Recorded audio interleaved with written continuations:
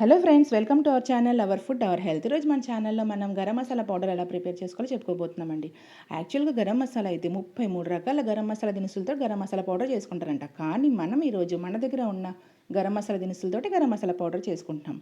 బజార్ నుంచి తెచ్చుకునే బదులు మన ఇంట్లోనే మనం హైజెనిక్గాను ప్రిపేర్ చేసుకోవచ్చు కదా. ఈ garam masala powder veg curry or non veg curry ఎన్ని కర్రీస్లో కూడాను మసాలా యూజ్ చేసుకోవచ్చండి.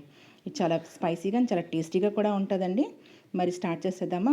కడాయి పెట్టుకుని కడాయి కొంచెం వేడెక్కాక అందులోని ఒక 30 గ్రాముల దాల్చిన చెక్క, 10 గ్రాముల జాపత్రి, 10 గ్రాముల మరాఠీ మొగ్గ, ఒక 10 గ్రాముల ఇలాయచీ, 10 గ్రాముల అనాస పువ్వు, ఒక 30 గ్రాముల మిరియాలు, ఒక చిన్న మొక్క జాజికాయ దంచి వేసుకోండి.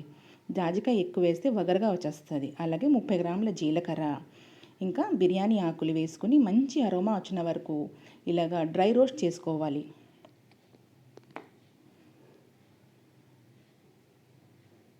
అలా కలుపుతుంటూ ఉండాలండి. హైలో పెట్టకూడదు, సిమ్లోనే పెట్టాలి. కాకపోతే మసాలాలన్నీ మాడిపోతాయి అన్నమాట. జీలకర్ర వేసాక మాత్రం ఎక్కువసేపు స్టవ్ మీద కడాయి ఉంచకూడదు, ఎందుకంటే జీలకర్ర తొందరగా వేగి మాడే అవకాశం ఉంటుంది.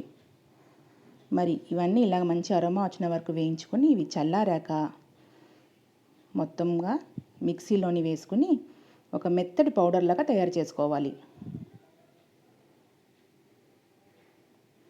ఇలాగ మెత్తటి పౌడర్ తయారు చేసుకున్నాక ఈ పౌడర్ బాగా